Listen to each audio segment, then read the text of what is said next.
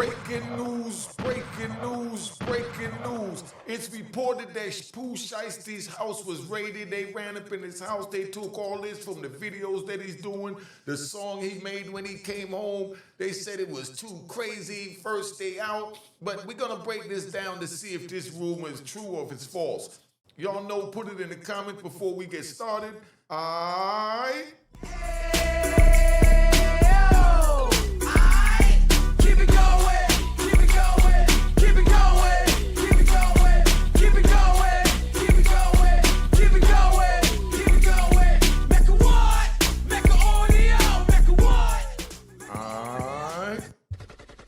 You know what it is, Unique Make Audio, man. We're here. We're going to break this down to see if this rumor is true or not, all right? But I want you to see the length that they go through when they make these videos so you can see I just be having fun, and that's how I got disgusted at a lot of this YouTube stuff. The barrage of bullets sending 2 people to the hospital, and it lands a rapper in jail. 7 Sheldon Fox with the exclusive. Pooh Shiesty just got raided after violating his release terms after only being out for 3 months. False. Behind his first day out celebration, this Memphis rapper was moving reckless in ways that ultimately led to his freedom being snatched away again. You know the feds play dirty, and when he was dissing them on his first day out song, which has over 25 million views now, they made sure to get his ass. See, that's what I'm saying. He made a song, and he did what he had to do as far as to live up to the image, and he performed the song, and now they scrutinize his lyrics like if he's attacking the feds. You see how crazy this is? Somebody explain this to me, because I'm a little confused right now. The shocking truth behind what brought him down is more predictable than anyone wants to admit, and we're about to break down exactly how he fumbled the bag. But before we get into all that, let me break down everything for y'all boys. Yeah, break it This down. Memphis rapper was supposed to be living his second chance when federal agents ran up in his spot and violated his parole. Now hold up before y'all start thinking this came out of nowhere. Homie been moving like he didn't care about his freedom since day one. But here Now, this is the only part that I think is real crazy in this video, but the rest of this, I'm watching it for entertainment. I hope y'all watch it for entertainment as well. I got it from Rap Threads. But, you know, it's not to diss them. I just want to prop them. And I think this is funny that they go through the length of making videos and not having facts. But it's content. Huh? Put in the comment, you think that's right to be able to do this, to say that the man got raided, he's back behind bars, and none of this is true? Somebody explain to me what you think of that, all right? Here's where it gets real spicy. He was practically begging to go back. For those who haven't been keeping up, Pooh Shiesty came home after serving just under 5 years of what was supposed to be an 8-year sentence. The feds originally wanted him to do 20 years, but his legal team got it knocked down. Still, coming home early on federal parole means you're walking on thin ice every single day. When Pooh Shiesty first came home, he was supposed to be on his best behavior. Federal parole ain't no joke, fam. You got curfews, check-ins, and a whole list of things you can't do. But this dude, he was moving like the feds wasn't watching. I remember when he was on Ben the Don stream, and his parole officer called him asking where he was. Bro was supposed to be home for his curfew, but he was out in the streets past his time. And he co-lied to his PO on a live stream that you know they're going to grab and make shorts and sound bites and everything else out of it, and his PO is going to wind up seeing it. He lied to his PO while on camera. Ben had to mute the mic because he knew that was some hot type shit. Hello? Yeah, you Trey Williams. Yeah, I'm at the house. I'm at the house in the Maybach. I'm in the driveway with a green screen. You can try that one. All right. Look at this man. Yo, all this man is saying is clicks, clicks. Oh, you know how many views I'm gonna get off this? Oh my God, mute the mic, but keep the camera rolling. That's a content creator, right or wrong? Hold on. Do you think that this man is right or wrong for keeping the tape rolling, or he should have told him, yo, cut the tape when he saw how serious this was? You think they should have just cut the tape? Or you think his man was just thinking about views and clicks, or his man just wasn't thinking and he wasn't thinking? But if they knew to cut the mic, I think they should have cut the video as well. So none of this would have got out. What do you think? Put it in the comments. No. You said what? Yes, I am. Yes, I am, man. And he said, yes, I am, man. Check it a good. That's where I live at. That's where I live at. Refresh it. That's where I live at. Look, I ain't lying to you. I ain't playing no game. You can mute the joint right now, my Twin. I don't want to play like that. That's some real reckless behavior right there. What do you think about that behavior? Somebody let me know. The man is steady saying, man, I'm home. Yes, I am. Check it again. And he riding in the Maybach chilling, diamond out. The crazy part is, this wasn't just a one-time thing. Pooh Shiesty been moving like he was untouchable since day one.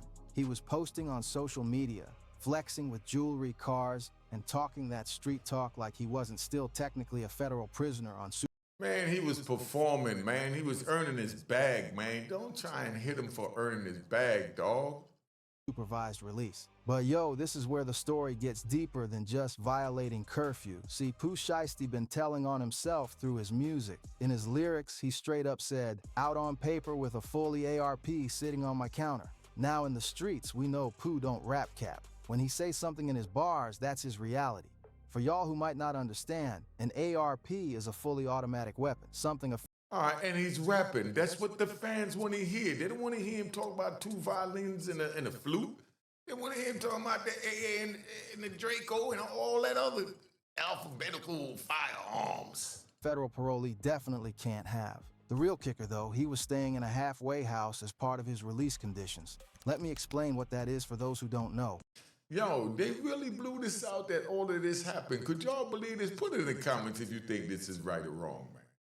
When federal inmates get released early, they don't just go straight home. They got to stay in a transitional facility called a halfway house. You sleep there every night, follow strict rules, and gradually earn more freedom. It's designed to help people readjust to society, but you still got to follow federal guidelines. In a halfway house, you got a curfew. Usually you got to be back by a certain time every night. You can't just come and go as you please. You got to get permission to travel, permission to work certain jobs, and you definitely can't be around other felons or gang members. The whole point is to slowly transition you back into society while keeping you under close supervision. But here's the thing about federal supervision. They don't play games. State parole might give you some slack, but federal parole officers are trained to watch your every move. They can search your place anytime, drug test you randomly, and if you violate even the smallest rule, you're going right back to finish your sentence. For someone like Pooh Shiesty, who's the CEO of Choppa Gang, this supervision was supposed to be even stricter. The feds don't just watch individuals, they watch organizations. When you're the head of something called Choppa Gang, you already know they keeping tabs on everyone you associate with, everywhere you go, and everything you do. Now let's talk about what got Pooh Shiesty in this whole mess to begin with. This wasn't his first rodeo with the law. Yeah, they say like, this is factual that let's talk about what got him in this mess to begin with. No, stop it. He need to make a music video about this. And his pattern of behavior shows he never really learned his lesson. The case that sent him away originally involved some serious street business. Back in 2020, Pooh Shiesty was involved in multiple incidents that caught federal attention. The main case involved him robbing somebody after meeting up with them, then shooting them during the robbery. Now, in just one station, surveillance cameras showing a new view of a violent shootout in a parking lot of a South Florida apartment building. The barrage of bullets sending 2 people to the hospital, and it lands a rapper in jail. According to court documents, this wasn't just a random crime. And it lands a rapper in jail. 7 Sheldon Fox with the exclusive. Rhode Island says you're wanted. With Mr. Williams, you were arrested for pursuant to an arrest. It was part of a pattern of violent behavior that the feds had been tracking. But that wasn't even the end of it. There's also the story about him shooting up a club after getting his money snatched. During that incident, he shot a security guard who was just trying to do his job. Popular rapper arrested. He's accused of shooting a security guard at a South Florida gentleman's club and will remain behind bars.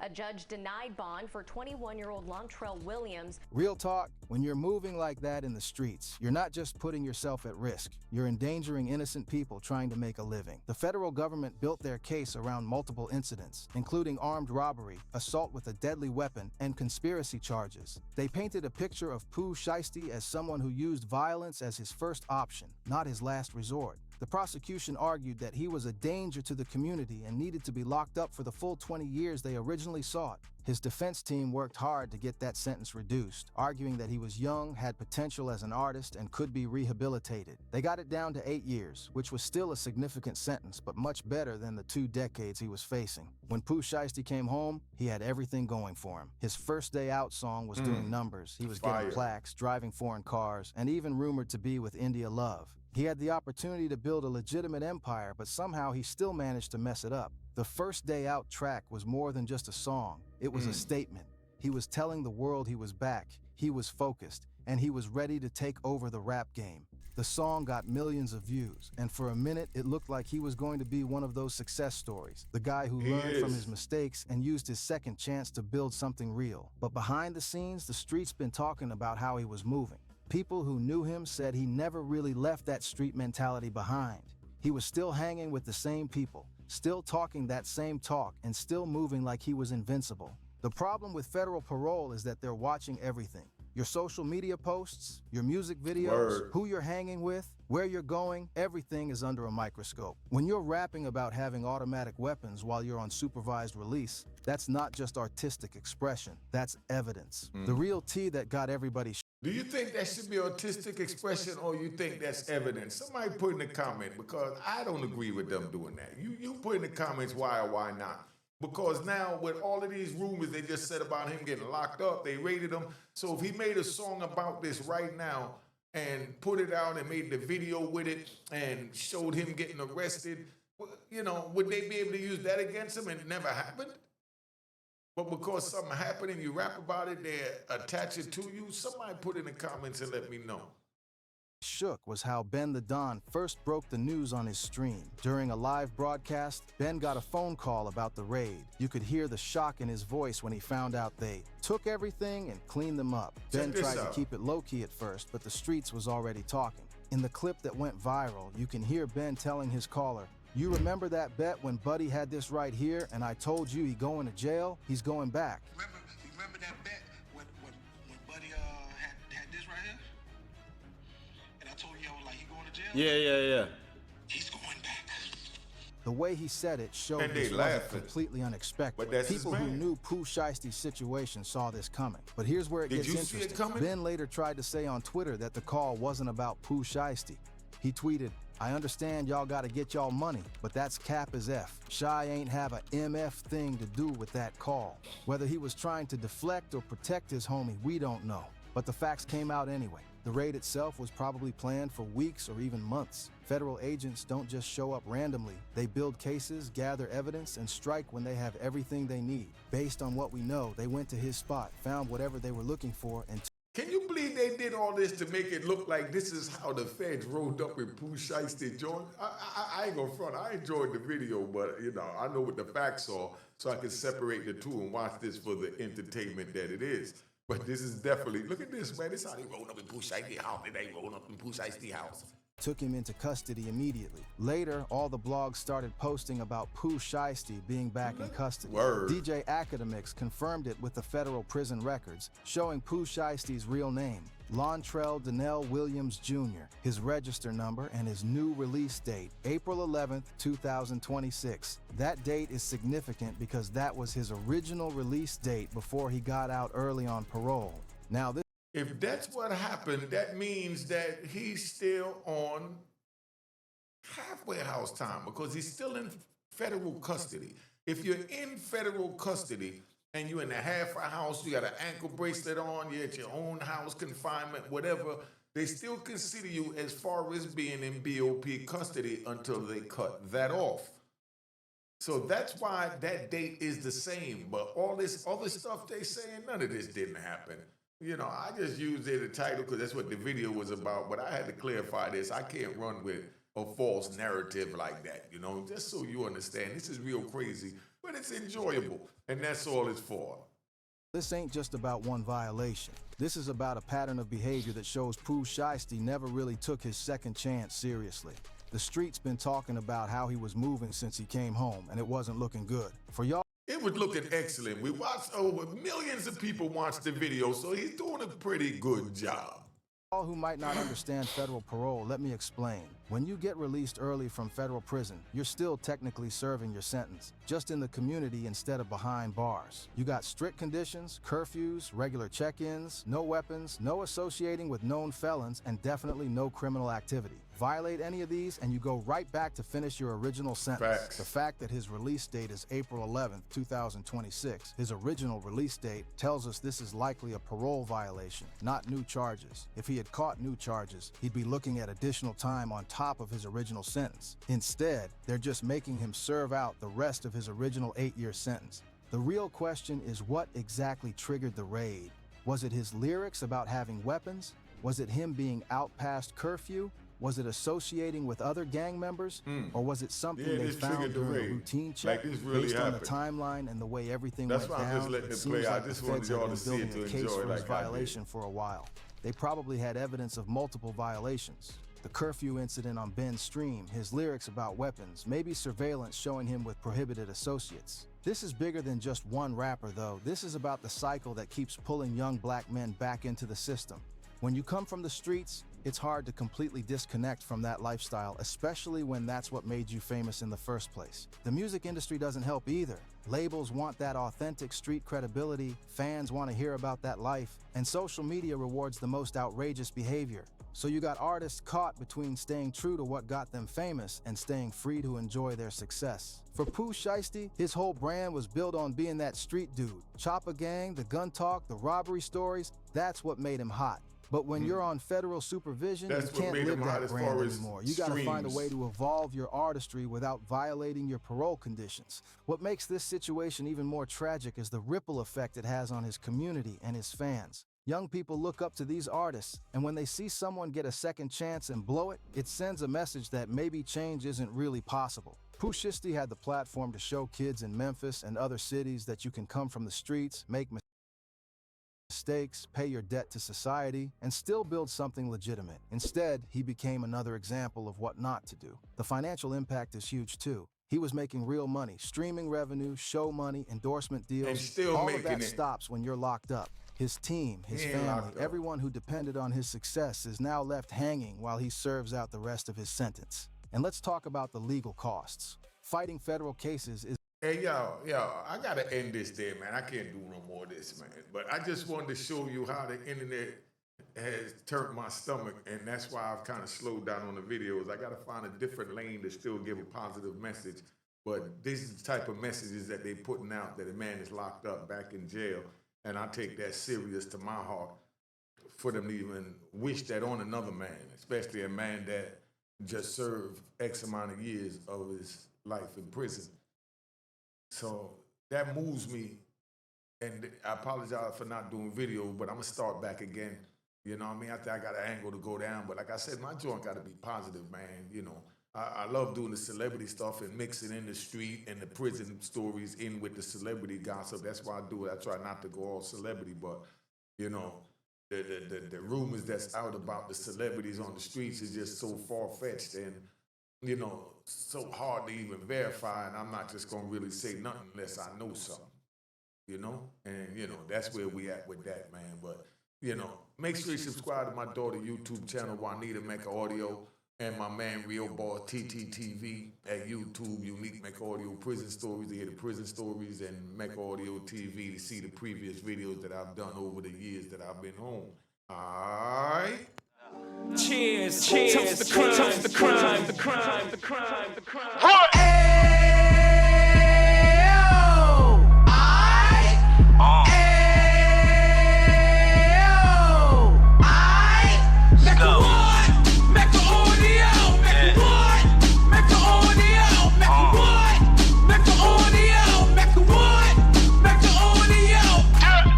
Fresh out the can of 26, he back on the strip, getting back in the mix. What he mentions a gift. You stand up 10 toes down, and I suggest you pay attention to this.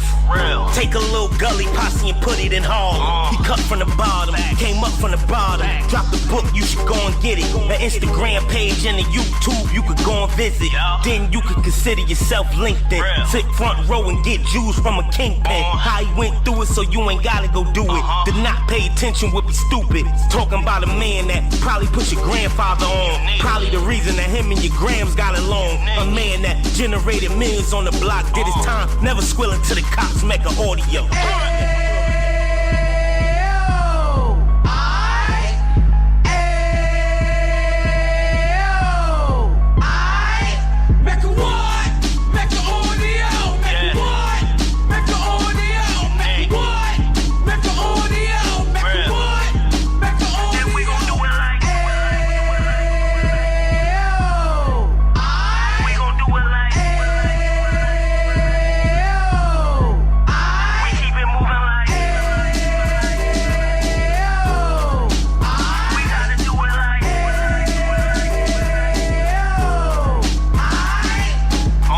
Get it live like 2 G's in the 90s. Drop top beamer so shiny. I let shorty go, she was whining. Treat her like my past, she behind me. Spend a couple bands on the Dapper Dan. You be back again, getting green like a Packers fan. No cap, it's a roaring uptown. They be whoring uptown, Dominican bust downs. Now we on the positive, we got a lot to give. Now he trying to stop the kids from being inoperative. So take heed, homie, lend an ear. He started in uptown, he gon' finish there. But now it ain't about selling drugs, buying cars. It's about buying property to make the community yours, so we can give back to the. Cheers, cheers, toast the crime, toast the crime, the crime, the crime, the crime.